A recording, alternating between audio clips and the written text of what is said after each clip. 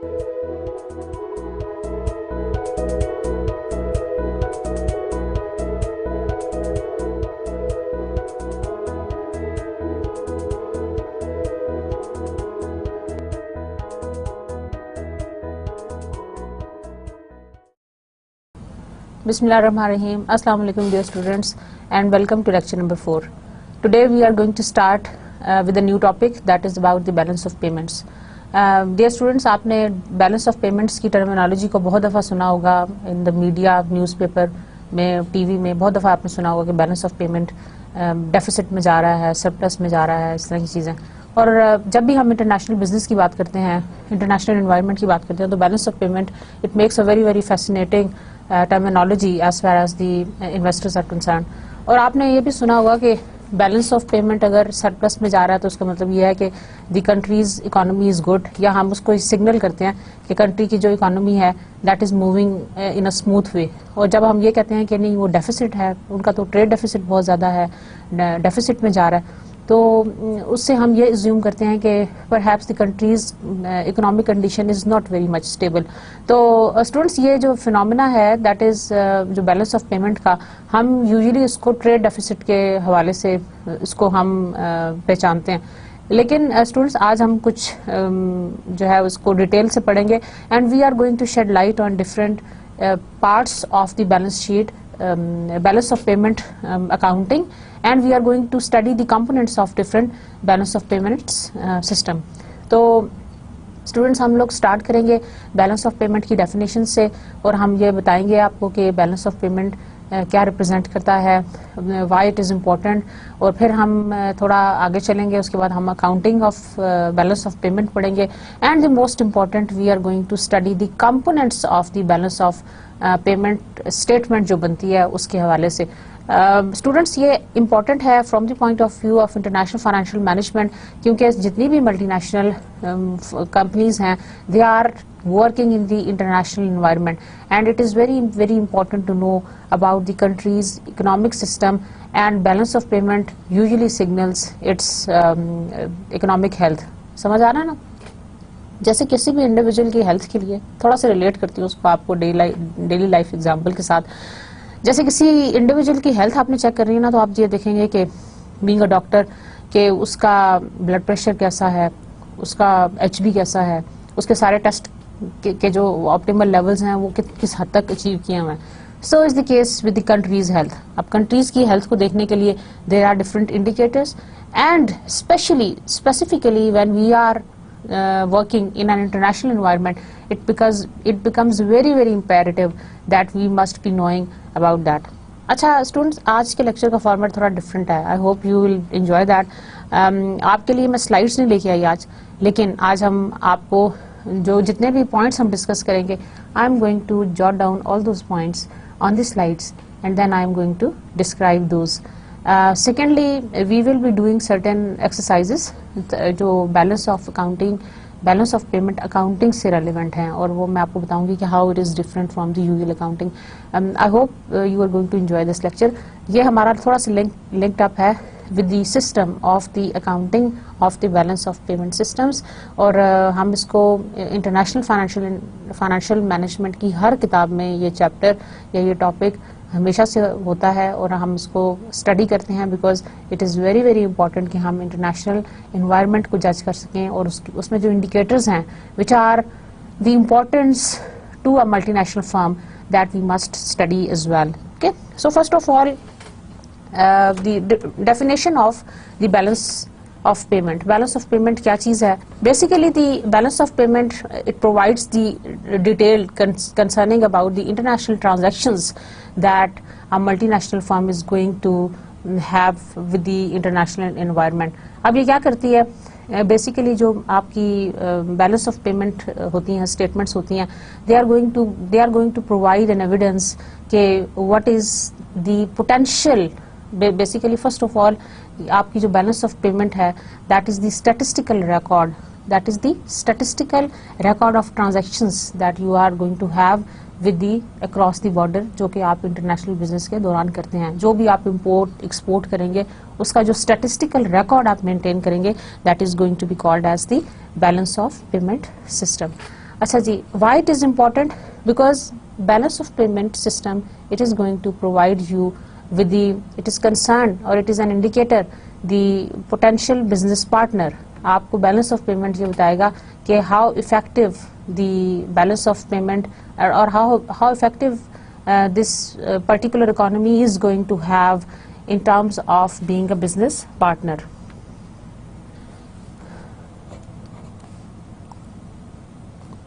So first of all, balance of payment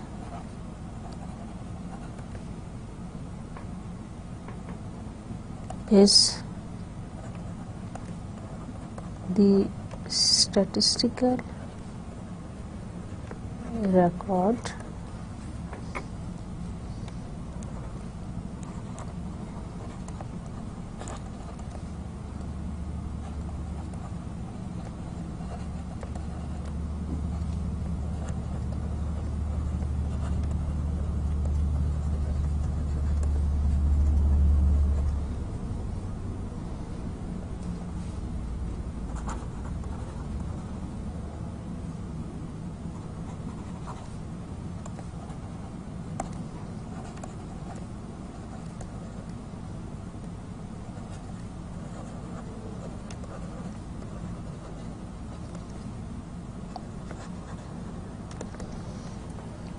अच्छा जी, dear students, balance of payment is the statistical record of a country's transaction over a period of time presented in the form of a double entry system. Basically, balance of payment provides the statistical record जिसमें figures and numbers होंगे about the country's transactions over a period of time which are going to be presented in the form of a double entry system.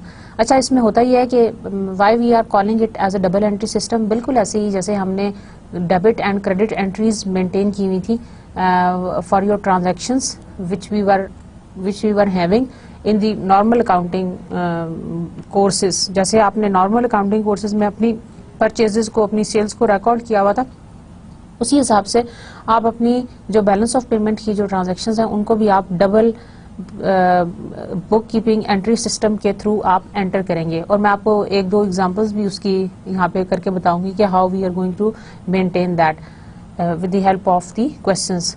अच्छा students, जो balance of payment है basically it is concern with the economic health, or it is an indicator that how a country's economic health is going on. उसकी economic health का एक indicator है balance of payment.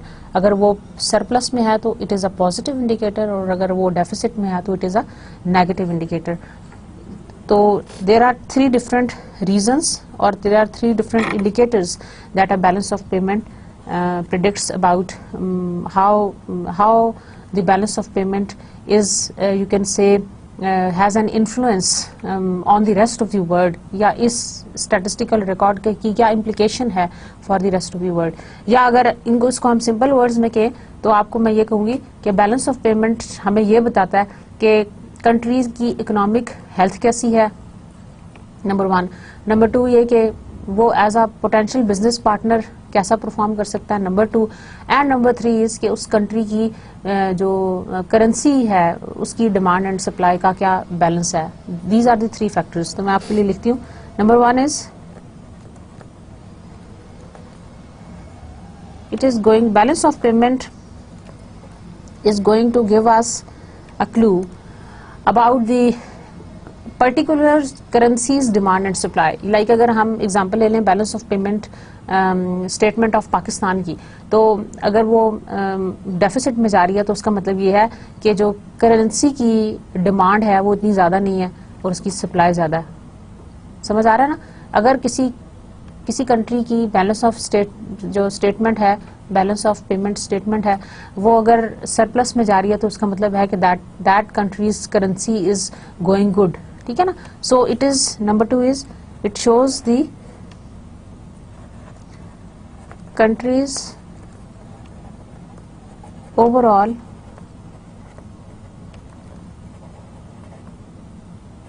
Economic health. ठीक है ना. ये जो इंडिकेटर है बैलेंस ऑफ पेमेंट, ये आपको कंट्री की ओवरऑल जो इकोनॉमिक हेल्थ है उसके बारे में बताएगा. Right.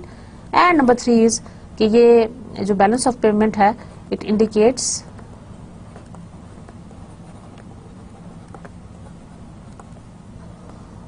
about the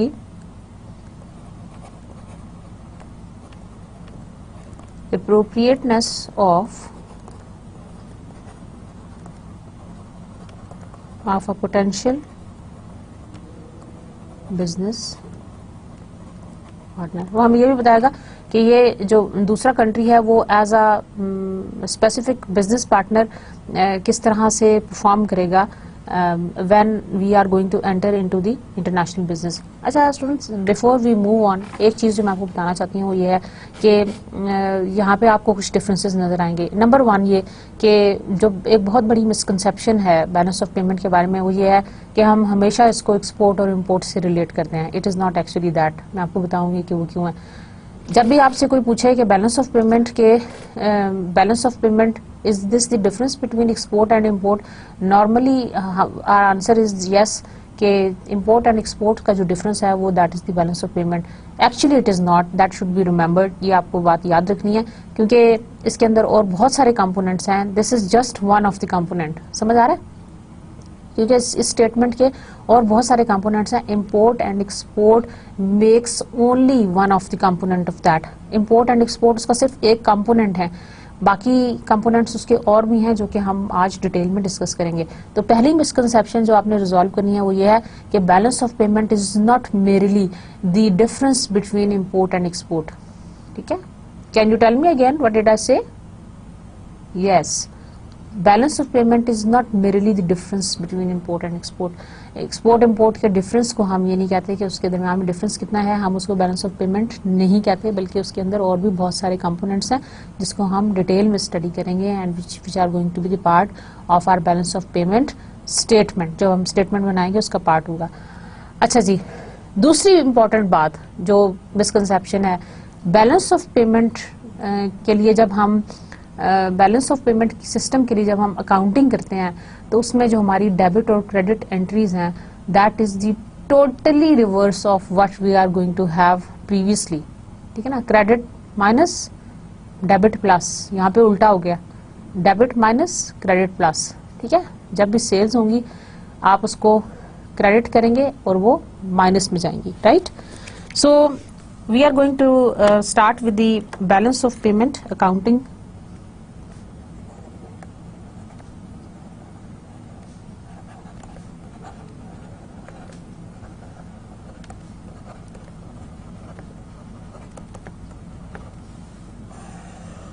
balance of payment accounting. अच्छा जी, इसमें आपको मैं कुछ रूल्स बता दूं।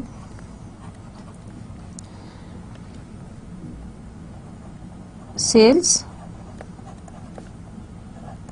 Receipts, purchases, payments. Receipts are going to be credited with a positive sign.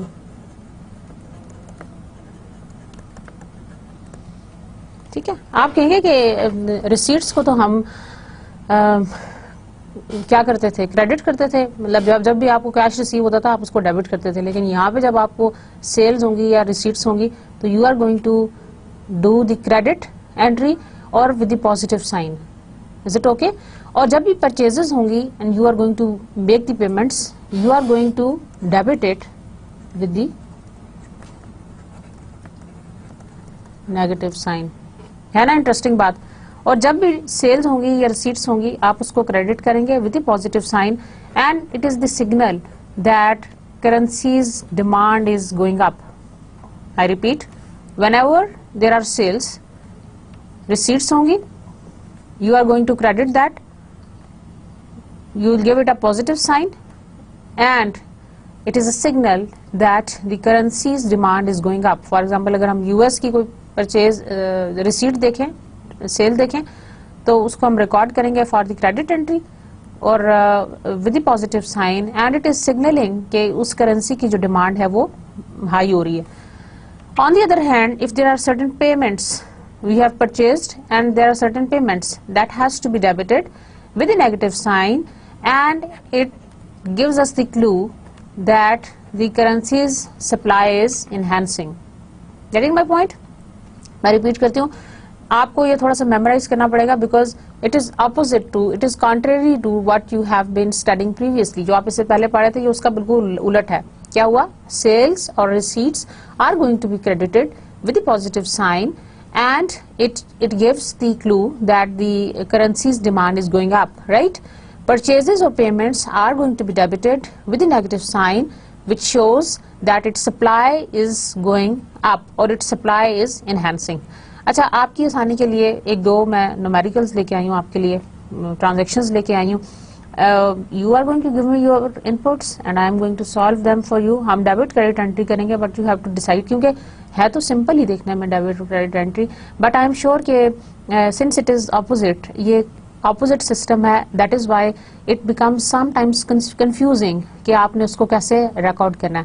तो I am going to write a numerical question from the book and you would see कि हम इसको कैसे डेबिट और क्रेडिट एंट्री के साथ लिखते हैं.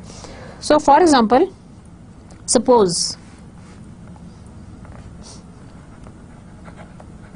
suppose that Boeing Corporation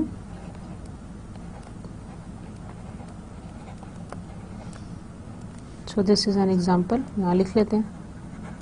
ये जो ऊपर मैंने रूल लिखा है ना आपके लिए डेबिट एंड क्रेडिट, बेसिकली हम इसी रूल को इसके अंदर फॉलो करेंगे और मैं आपके सामने ये अटेम्प्ट करती हूँ.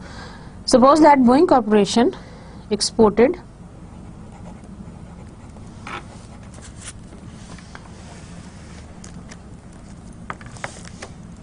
exported a Boeing 747 aircraft to Japan Airlines. Boeing Corporation ने एक्सपोर्ट किया a Boeing aircraft to Japan Airlines for $50. यहां से एक्सपोर्ट हो रहा है जी. And that Japan airlines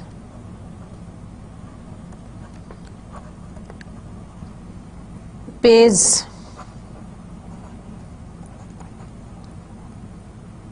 from its dollar bank account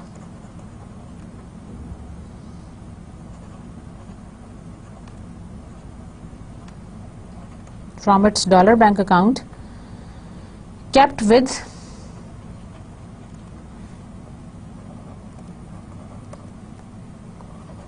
Chase Manhattan Bank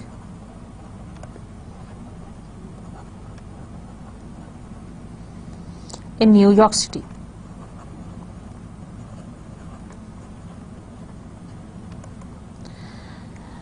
अच्छा जी, अब क्या होगा?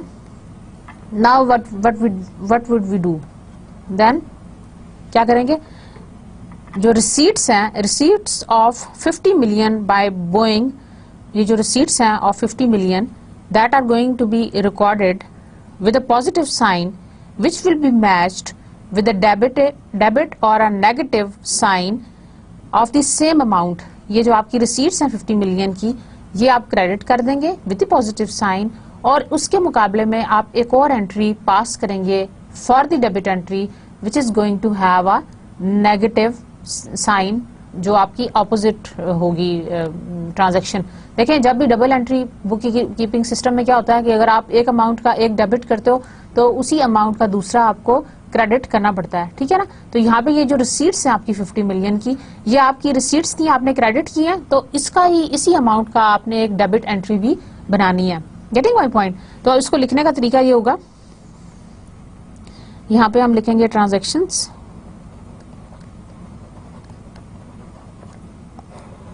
यहाँ पे लिखेंगे क्रेडिट और यहाँ लिखेंगे डेबिट, ठीक है. अच्छा जी, अब क्या हो गया? लिखेंगे यहाँ पे Boeing exports, Boeing exports 50 million 50 million plus credit में चला गया, पॉजिटिव साइन, ये देखें Boeing aircraft to Japan for 50 million, ठीक है ना, ये एक्सपोर्ट किया। And that Japan airline pays from its dollar bank account kept with the Chase. अब जो जापान एयरलाइन है उसने डॉलर बैंक अकाउंट से which is maintained at the Chase Manhattan bank, उसने वहां पे मेंटेन किया है, और वो है withdrawal from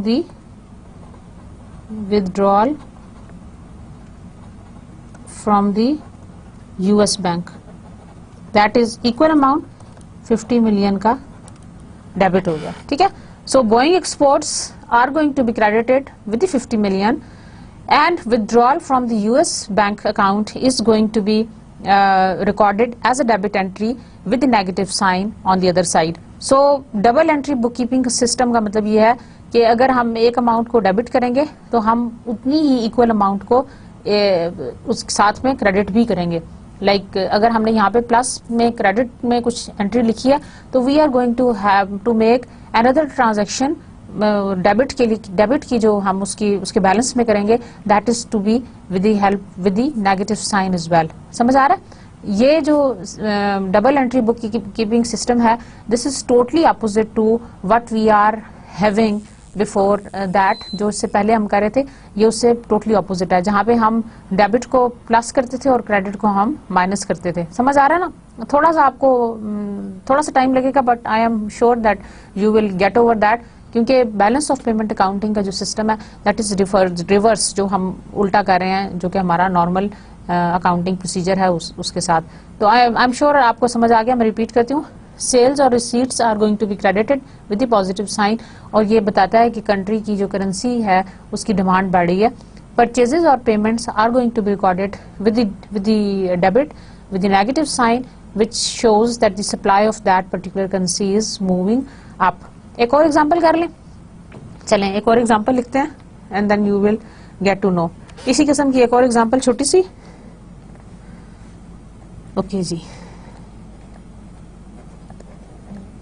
example 2, suppose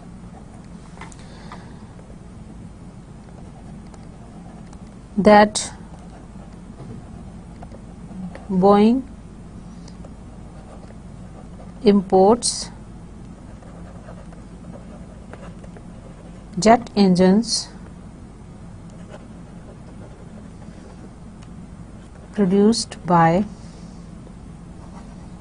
Rolls-Royce for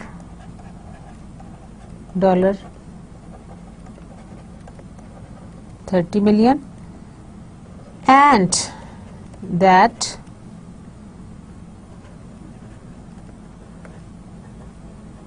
Boeing makes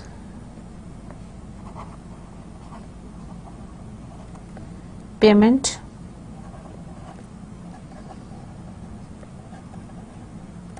by transferring the funds to a New York bank account kept by Rolls-Royce. अच्छा, in this case the payment by the Boeing will be recorded as a debit. Payment by, ये payment कर रहा है ना, payment by Boeing, import कर रहा है तो पेमेंट कर रहा है, इम्पोर्टेड बाय जो बाय बोइंग है, it will be recorded as a debit with the negative sign, whereas the deposit of the funds by the Rolls Royce will be recorded as a credit. Rolls Royce जो है वो payment कर रहा है, receive कर रहा है credit से, और बोइंग जो है वो पेमेंट कर रहा है, that is going to be debited. तो ट्रांजैक्शन आप पास करेंगे, Boeing's imports. So Boeing's imports are going to be credited by 30 million.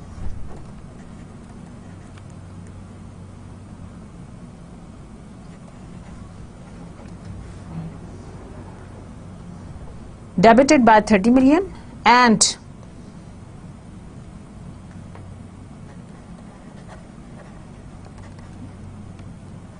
Deposit at the US bank, receipts जितनी भी हैं आपकी, जो आपको रिसीव हो रहा है वो आपका क्रेडिट होगा.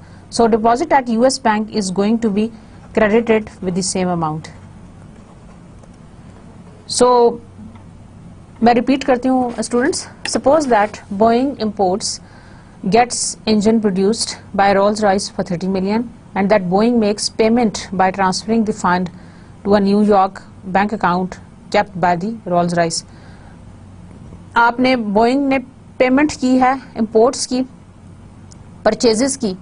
imports आपकी परचेजेस हैं, उनकी जो पेमेंट्स की है, और पेमेंट्स के लिए हमने ये रूल किया था कि हम उसको डेबिट करेंगे. समझ आ रहा है? तो हमने उसको डेबिट किया with negative sign, that is 30 million are going to be debited.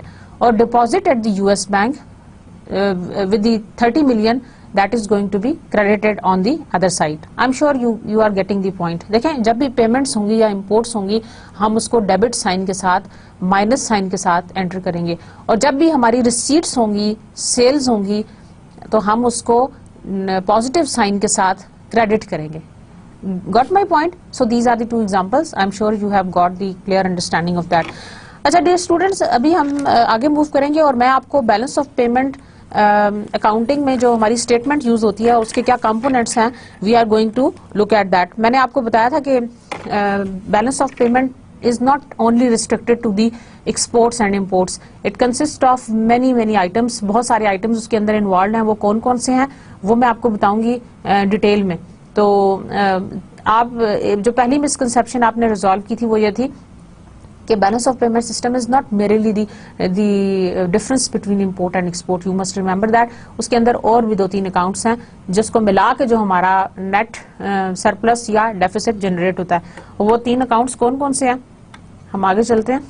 ये मैं आपको यहाँ पे पूरा बैलेंस ऑफ पेमेंट का जो सिस्टम का जो हमारे कंपोनेंट्स हैं, I am going to write it for you. Basically this is the summary of US balance of payment. और ये आप उसी तरह से जैसे आप बनाते हो ना बैलेंस शीट किसी एक मंथ के लिए किसी भी कंपनी का, बिल्कुल उसी तरह से आप summary of countries balance of payment बनाते हैं for let suppose for 2010 let's see. ठीक है ना, ये आपने हेडिंग दे दी. जो फर्स्ट अकाउंट है that is the current account.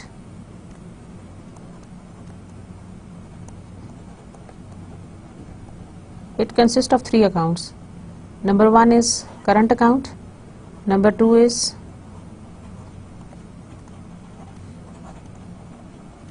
capital account. And number 3 is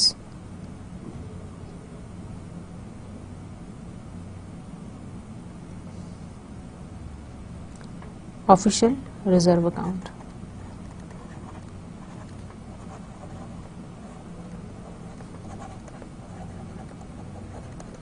What is current account?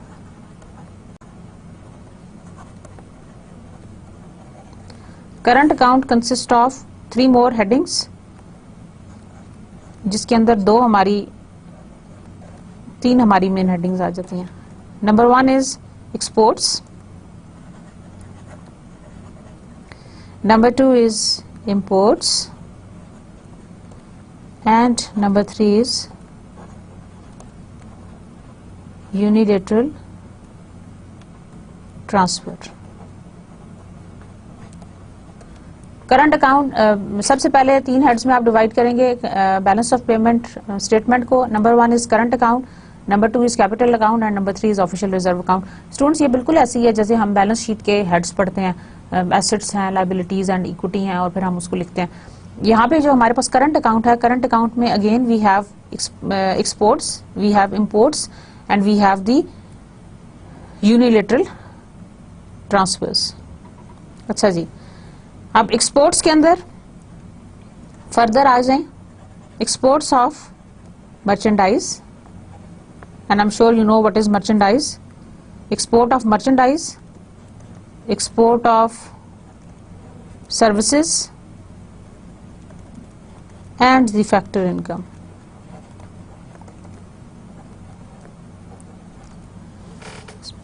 Okay, exports में we can have the 3 different types of exports. Number 1 is merchandise, number 2 is services and number 3 is factor income. इसी तरह imports में we have merchandise,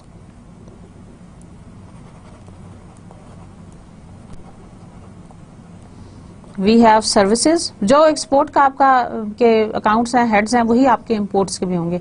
number 2 is services and number 3 is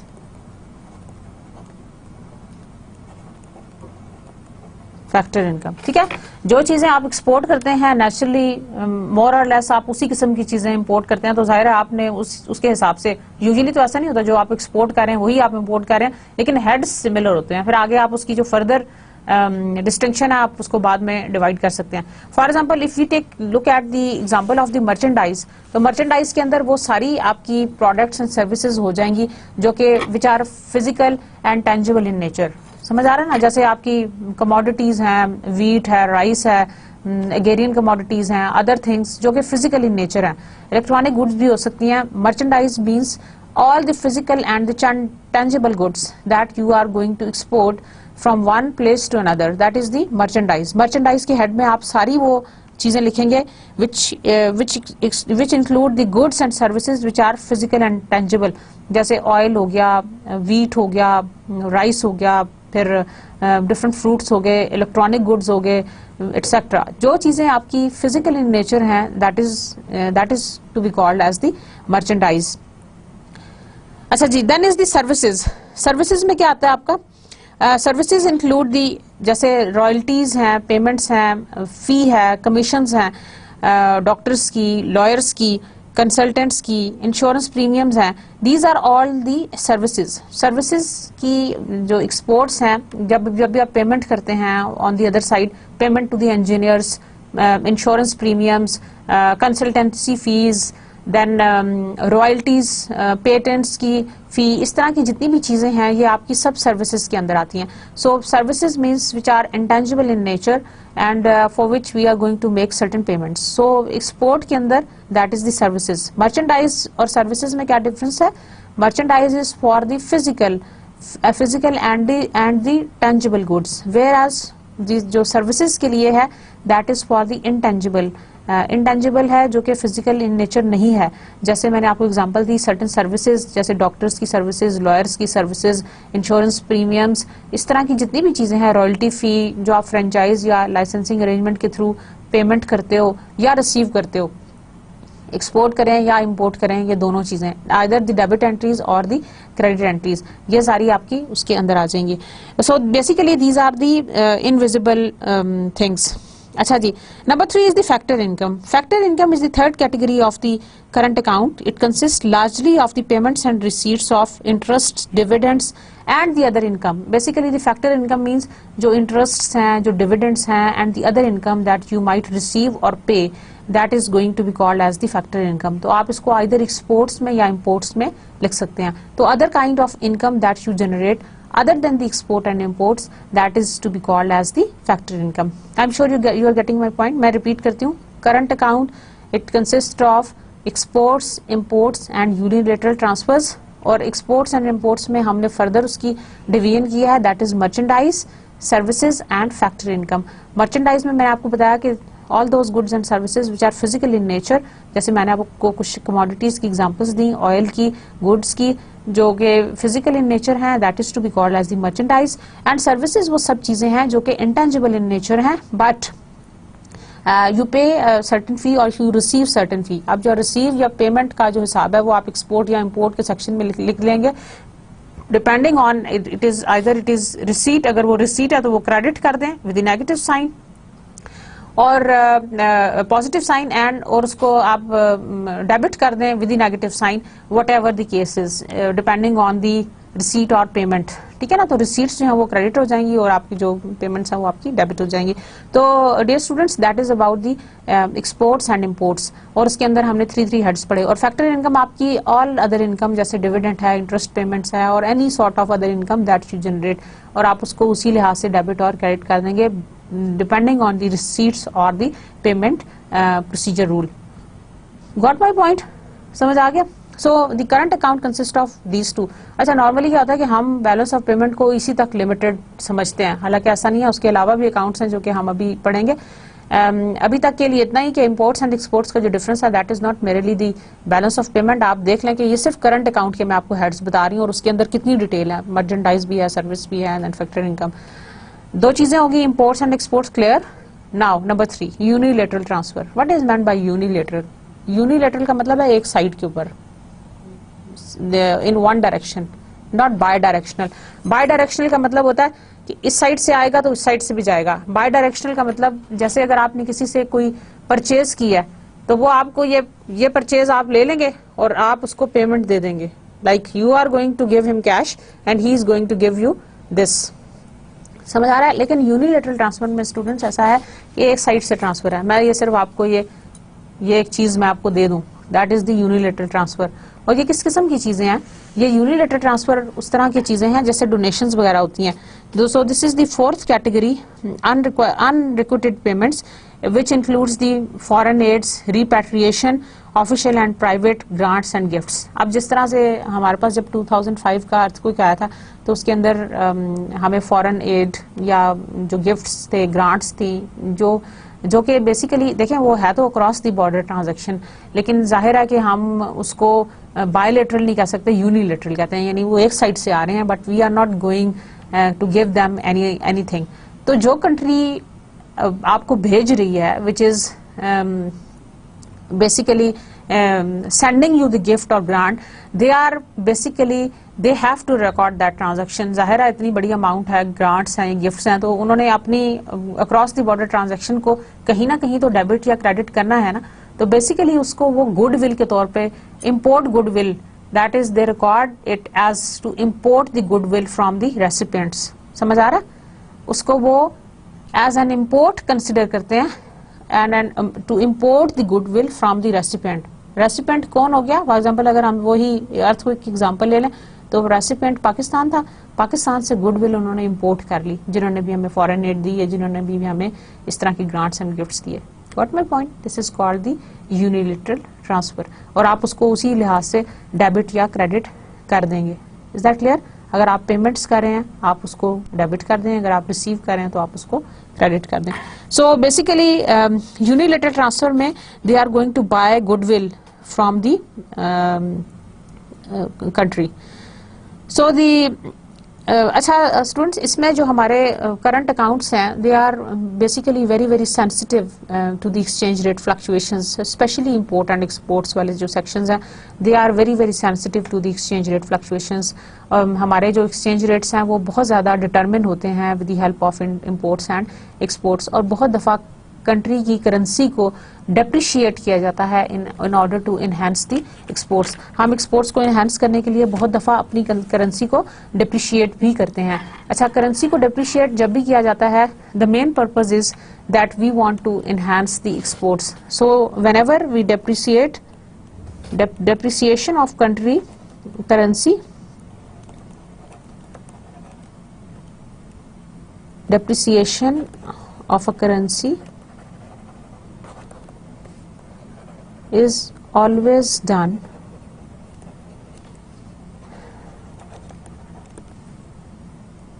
to keep in mind that we want to increase our exports। अच्छा, जब भी हम अपनी currency को depreciate करते हैं तो वो हमारा बेसिक पर्पस ये होता है कि we want to enhance our exports. हम इस फिनोमेना को एक बड़े ही इंटरेस्टिंग ग्राफ से शो करेंगे, that is known as the J curve. अब वो जे कर्व क्या चीज़ है मैं आपको बताती हूँ। ये हमारा एक्स एक्सिस है और ये हमारा वाई एक्सिस है। अच्छा, यहाँ पे हम ले लेंगे change in the trade balance.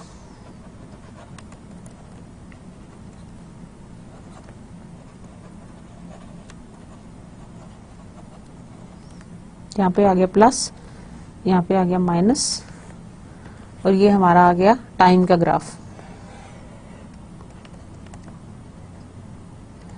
अच्छा, हमने ये ऑब्जर्व किया कि जब हमारा जो change in the trade balance है, बेसिकली जो ट्रेड डेफिसिट है, जब भी हम करेंसी को डिप्रिशिएट करेंगे तो that decreases for a certain time, थोड़ी देर के लिए वो नीचे होता है, that deteriorates first and then it moves up. थोड़ी देर के लिए वो डिटीरियरेट होगा, देखें यहाँ से हमारा जो change in the trade balance है वो नेगेटिव में जा रहा है, एंड नेगेटिव इज आर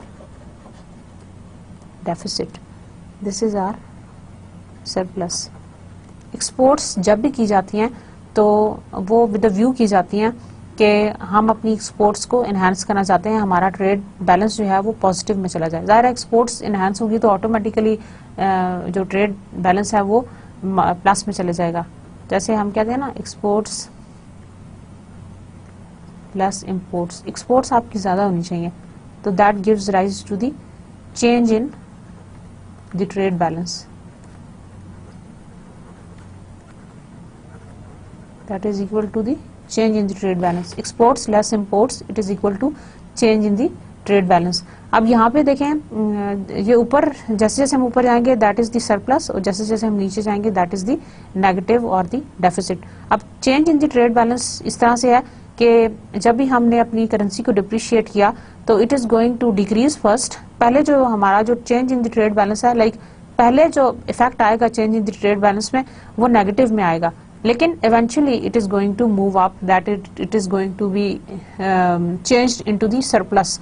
शुरू में वो नेगेटिव में जाएगा, change in the trade surplus, शुरू में थोड़ा सा डिटीरियरेट होगा लेकिन उसके बाद वो मूव अप हो जाएगा, which is going to be the positive sign. तो एक्सपोर्ट्स के लिए मैंने आपको प्रीवियस लेक्चर में बताया था, एक्सपोर्ट्स को बढ़ाने के लिए ये एक स्ट्रेटजी है कि हम अपनी करेंसी को डिप्रिशिएट करते हैं। जब भी हम करेंसी को डिप्रिशिएट करते हैं तो it is eventually it is going to increase our trade balance, हमारा पॉजिटिव चेंज आता है in the change in the trade balance, surplus में चला जाता है। तो हम इसको इम्प्रूव करने की खातिर हमेशा ये करते हैं। और ये जो जे कर्व इफेक्ट है that was first introduced after the devaluation of pounds in 1967। ये जो जे कर्व इफेक्ट था ये सबसे पहले ऑब्जर्व किया गया था ब्रिटिश पाउंड की डिवैल्यूएशन से, ब्रिटिश पाउंड की डिवैल्यूएशन से हमने इसको देखा था। और उसके बाद फिर ये जो फिनोमेना है it was strengthened further by few more researches in 1970s and 1980s which confirmed कि ये जो J curve effect है इसको हम कहते हैं J curve effect। आप देख लें कि इसकी जो शेप है, इसकी जो शेप है it is just like J की तरह नजर आ रहा है ना आपको ये स्लाइड के ऊपर। ये जो J है that is the J curve effect and ये 1967 में ब्रिटिश पाउंड डिवैल्यूएशन के बाद ये फील किया गया था, रिसर्चर्स ने देखा। और उसके बाद later on there were many researches even in ये जो इसकी सेंसिटिविटी है, ये जो इनकी इसकी सेंसेशंस हैं दे were basically रिकन्फर्म्ड in 1980s 70s और 80s में उसको फर्दर रिसर्चर्स ने कंफर्म किया कि this J curve effect that exist, ये जे कर्व इफेक्ट जो है वो एग्जिस्ट करता है। So this is related with the depreciation of currency. Repeat कर दूं?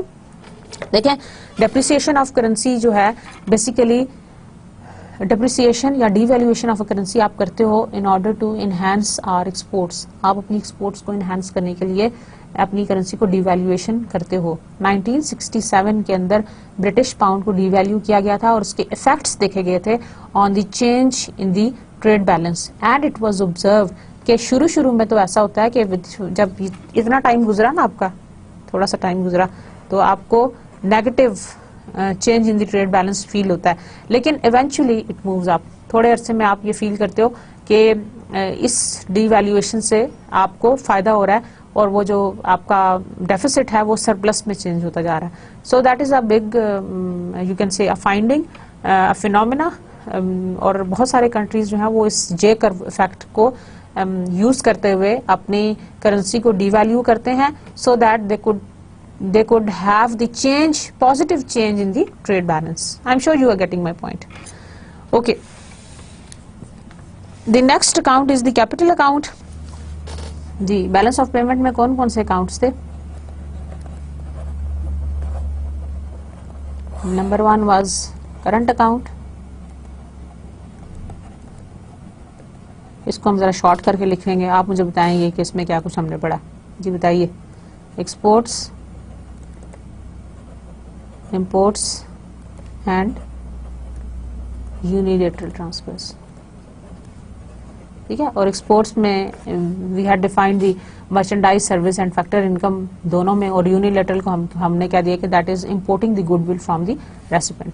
अब हम नंबर 2 की तरफ चले जाते हैं, that is the capital account. Capital account के कंपोनेंट्स मैं आपके लिए लिख रही हूँ। नंबर 1 इज ये 3 हमने लिख लिए थे, इंपोर्ट, एक्सपोर्ट्स एंड यूनिलेटरल, हम इसको 4 कह देते हैं अब, ठीक है। Number 4 is direct investment,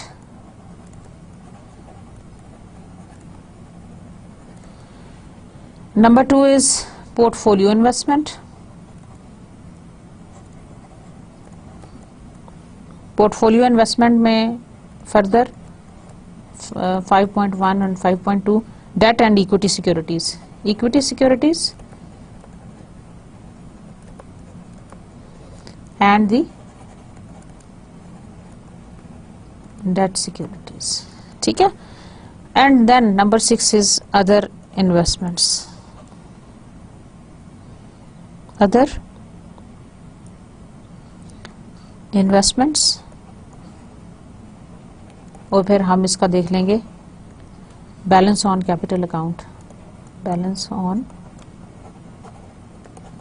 capital account. यहाँ पे हमने लिख दिया क्रेडिट्स और यहाँ पे आपने लिख दिया डेबिट्स, और यहाँ पे आप एंट्रीज इसकी ना पास करते जाएंगे। इस तरह आप इसको भी उसी तरह से लिख लें लाइन में, और फिर आप उसको लिखते जाएं। अच्छा जी, कैपिटल अकाउंट में जैसे कि नाम से जाहिर है, these are the major investment which are for more than 1 year, जो हम 1 साल से ज्यादा के अरसे के लिए करते हैं। It involves the FDI, foreign direct investment. Foreign direct investment के अगर आप रेसिपिएंट्स हैं तो आप क्रेडिट कर दें, और अगर आप वहां से पेमेंट दे रहे हैं तो you are going to record it as a debit entry, foreign direct investment. अच्छा, उसी तरह से then portfolio investments. Portfolio investments क्या होती हैं? देखें, ये हमारा कंट्री लेवल के ऊपर है। एक तो हमारी जो इन्वेस्टमेंट्स हैं वो हमारी फर्म लेवल के ऊपर हैं कि हम उसमें डेट और इक्विटी सिक्योरिटीज के कॉम्बिनेशंस बनाते हैं। ये जो कैपिटल अकाउंट की इन्वेस्टमेंट्स हैं पोर्टफोलियो की, ये हमारी इक्विटी सिक्योरिटीज और डेट सिक्योरिटीज की नेशनल लेवल के ऊपर जो हमारी इन्वेस्टमेंट्स हैं हम उनको रिकॉर्ड करते हैं। तो पोर्टफोलियो इन्वेस्टमेंट में again we have 2 parts, we have the equity securities and we have the debt securities. अब इक्विटी सिक्योरिटीज में और डेट सिक्योरिटीज में, लाइक अगर डेट सिक्योरिटीज में अगर हमने इंटरेस्ट पेमेंट्स करनी है तो पेमेंट्स को हम किधर करेंगे? Payments are going to be debited with the negative sign, और अगर हम इंटरेस्ट पेमेंट्स रिसीव कर रहे हैं तो that is going to be credited with the positive sign. समझ आ रहा है? सिमिलरली इक्विटी सिक्योरिटीज के अंदर भी इसी तरह से अगर हम डिविडेंड रिसीव कर रहे हैं या डिविडेंड पे कर रहे हैं, और similarly for rest of all the other investments. Basically ये जो पोर्टफोलियो इन्वेस्टमेंट्स हैं ये आपके नेशनल लेवल के ऊपर जो आपकी इन्वेस्टमेंट्स हो रही हैं from the country side which are more than for the 5 years की जो इन्वेस्टमेंट्स हैं, 1 ईयर से जितनी भी लंबी इन्वेस्टमेंट्स होंगी वो हम सारी इसके अंदर लिखेंगे। And that makes a very very huge amount, या ये आप समझ लें कि ये एक बहुत बड़ा एक तरह से सेक्शन है जो कि हमारा बैलेंस ऑफ पेमेंट अकाउंटिंग का हिस्सा है। Then we have got the other investment, certain other investments जो हम इसके अंदर काउंट करते हैं, which includes the transactions in currency हमारे इसके अंदर, विच में include certain bank deposits as well, right. तो ट्रेड क्रेडिट्स हो सकते हैं। ट्रेड क्रेडिट्स का मतलब है जैसे अकाउंट्स पेबल टाइप की जो चीजें हैं, ये हमारे दूसरी टाइप की इन्वेस्टमेंट है जिसको हम किसी और में हम इंक्लूड नहीं करते, और हम उसको कह सकते हैं कि ये एक तरह की हमारी इन्वेस्टमेंट है। What is meant bye trade credit by the way? Accounts payable ना, तो हमने बेसिकली तो ये किसी तरह की इन्वेस्टमेंट नहीं है, लेकिन हम उससे जो हमारा जनरेट हो रहा है इनकम, हम उसको अदर इन्वेस्टमेंट के अंदर ट्रीट करते हैं। और फिर स्टूडेंट्स हम ये करेंगे कि हम बैलेंस ऑन कैपिटल अकाउंट लिख लेंगे in 4th, 5th and 6th, that is the direct investment, portfolio investment and other investment. इन तीनों को क्रेडिट और डेबिट करने के बाद जो हमारे पास यहाँ पे वैल्यूज आ जाएंगी यहाँ पे, that is the balance on the capital account, जिसको हम लिखते हैं BCA, ठीक है ना। तो that is the balance on the capital account. अच्छा, उसके बाद हमारे पास है एक और section which is known as the official reserve account. What is the official reserve account? or the official reserves assets.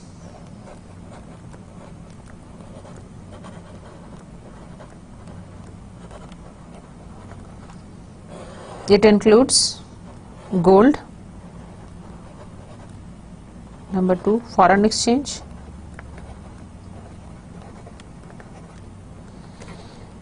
Special drawing rights. ये मैं आपको बताती हूँ क्या चीज़ है. SDRs इनको हम कहते हैं, शायद आपने सुना हो. And reserve positions.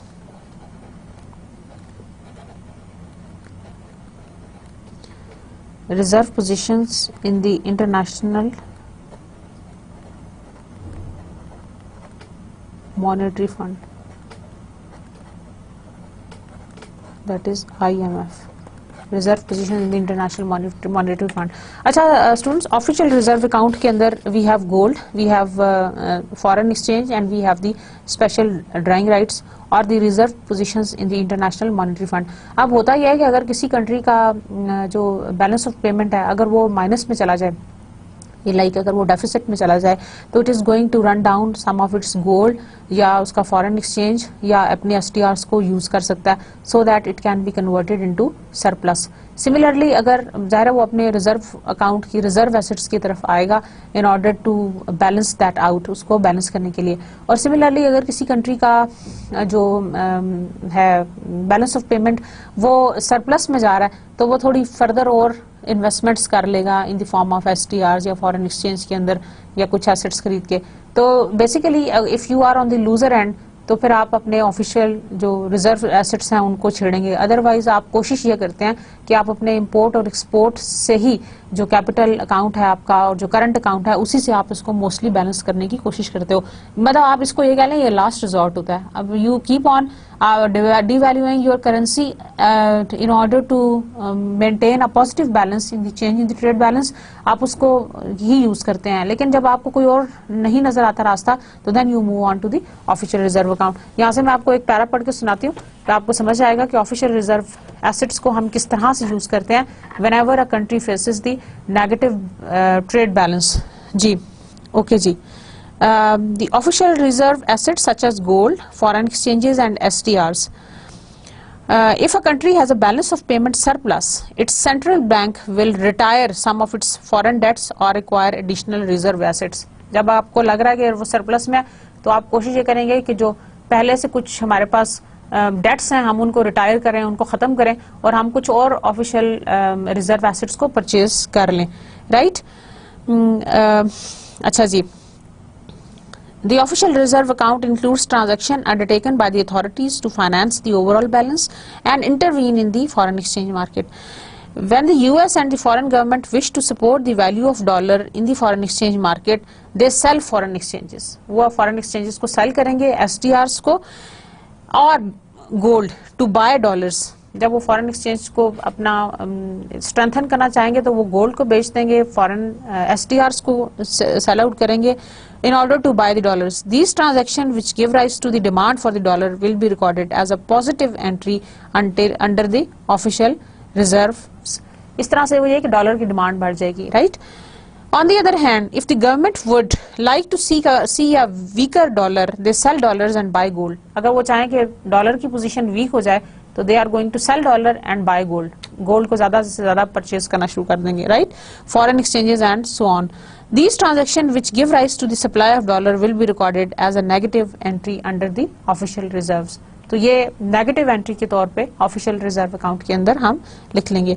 The more actively government intervene in the foreign market the greater official reserve entry. जितनी ज़्यादा गवर्नमेंट की इन्वॉल्वमेंट होगी उतनी ही ज़्यादा ऑफिशियल रिजर्व की जो ट्रांजैक्शंस हैं, जो एंट्रीज हैं, वो उतनी ही ज़्यादा होंगी. तो आपने देखा डेबिट और क्रेडिट्स किस तरह से मेंटेन किए जाते हैं, डॉलर को कैसे वीक किया गया और कैसे डॉलर को strengthen किया गया. So this is about the official reserve assets and official reserve account. अच्छा जी students, एक equation है which is known as the balance of payment identity. The balance of payment identity which says balance of current account plus balance on capital account plus balance of reserve assets, it is equal to 0. So BCA stands for balance on current account. मतलब normal circumstances में this equation should hold like this. Balance on current account BKA is equal to balance on capital account, and BRA stands for balance on the